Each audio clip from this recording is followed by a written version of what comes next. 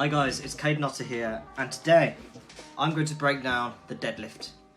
This clip today I'm going to show you 3 times deadlift of mine.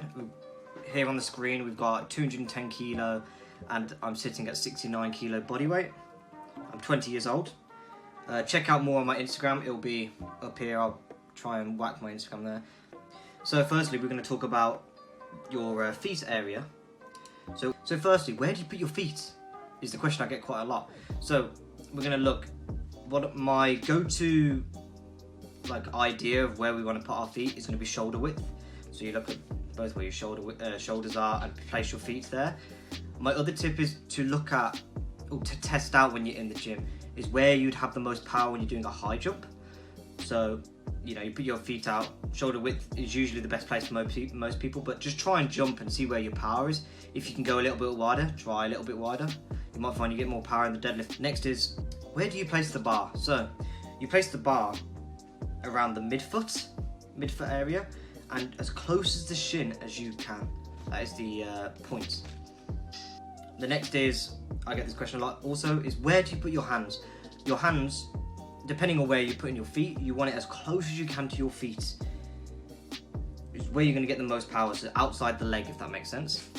Okay, so now we're going to be looking at starting the lift. So what you want to do is, so we come under the bar and your arms are straight, you're squeezing your triceps, for example.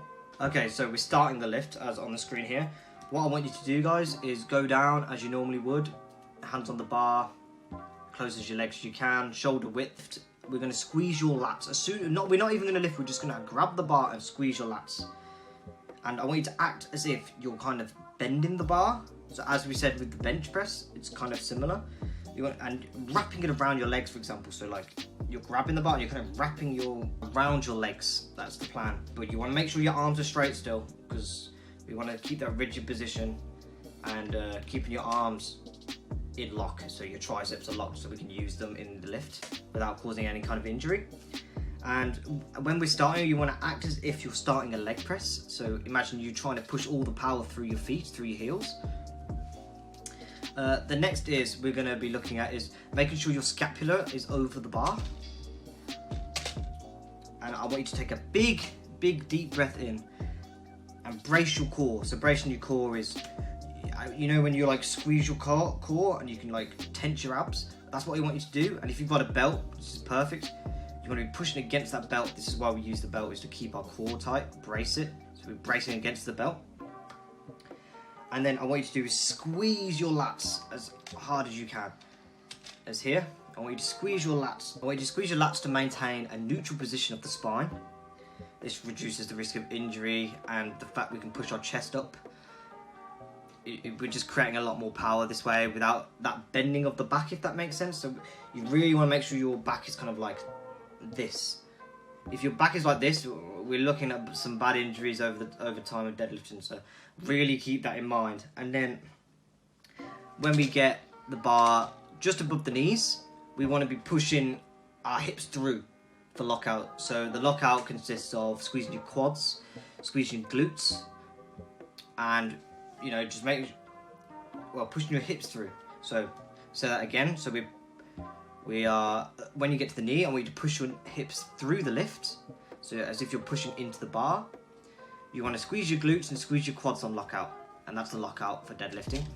And as soon as you're there, hold it for as long as you want. In competition, you'll get a signal saying down, and when you down, you can just don't drop the lift. You want to bring the lift, the bar, down with you, so in a controlled manner, if that makes sense.